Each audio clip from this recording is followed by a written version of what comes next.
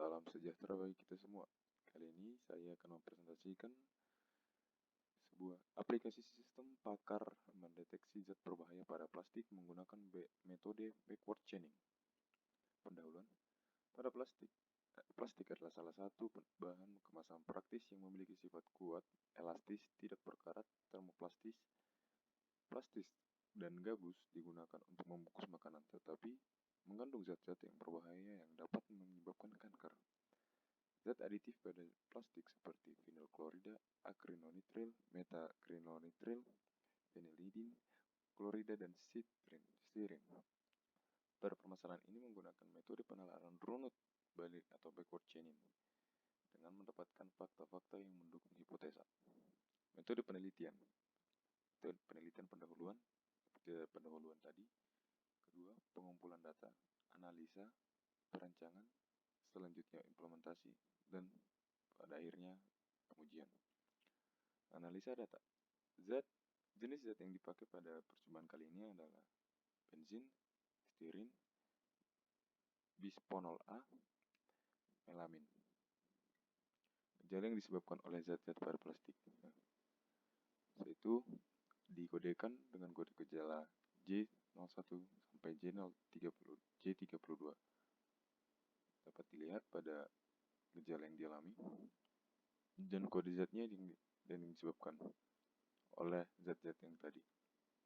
Solusi dari zat plastik Z01 dan Z02.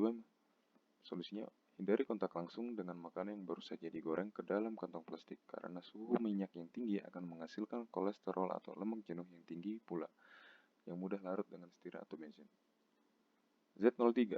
Plastik yang berbahan dasar melamin tidak boleh dipanaskan dengan microwave, direbus, dicuci dalam air yang sangat panas atau digunakan.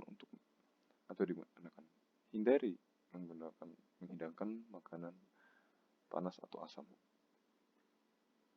Z04.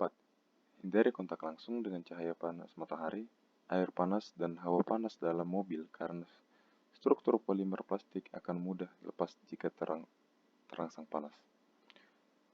Pohon keputusan. Nah, pada diagram ini, zat plastiknya sebagai sumber utama akan turun berdasarkan pada kode zatnya, dan akarnya menjadi yang tadi saya sebutkan bahwa gejala-gejala yang dialaminya. Use diagram.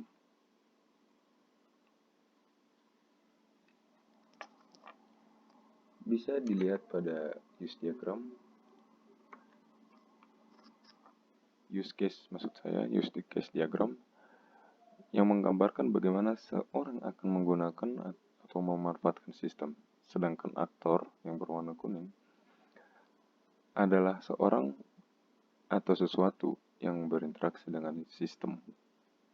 Use case diagram menggambarkan bagaimana proses-proses yang dilakukan oleh aktor terhadap sebuah sistem pada sistem pakar.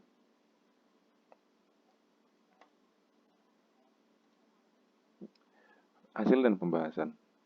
Pada tampilan utama yang berisi informasi terkait sistem pakar mendeteksi zat berbahaya pada plastik yang berikut pada judulnya, yang terdiri dari home, admin, login, bantuan, dan profil. Halaman ini bersifat umum bagi semua user yang dapat mengakses secara langsung tanpa harus login terlebih dahulu. Tampilan user atau tampilan login berisi username dan password bagi user yang sudah menjadi member pada sistem pakar ini. Pada tampilan gejala ini merupakan tampilan yang berisi nama gejala beserta kodenya. Seperti yang tadi disampaikannya, maka dimasukkan tabel yang berikut pada sistem. Pada tampilan konsultasi zat berbahaya pada plastik, yang merupakan tampilan untuk user yang dapat melakukan konsultasi agar memilih beberapa gejala yang diinginkan.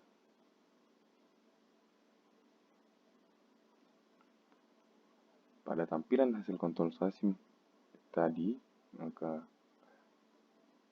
berikut ini yang merupakan yang sudah login, member yang sudah login.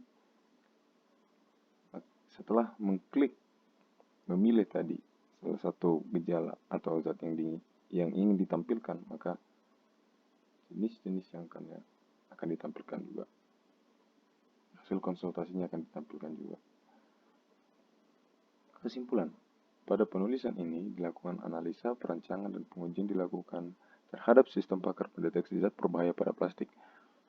Penulisan ini berhasil dilakukan sehingga penentuan jenis zat pada plastik seperti benzon, stirin, bisphenol A, dan melamin yang mana dapat diimplementasikan ke dalam sebuah program komputer dengan menggunakan database sebagai media penyimpan pengetahuan.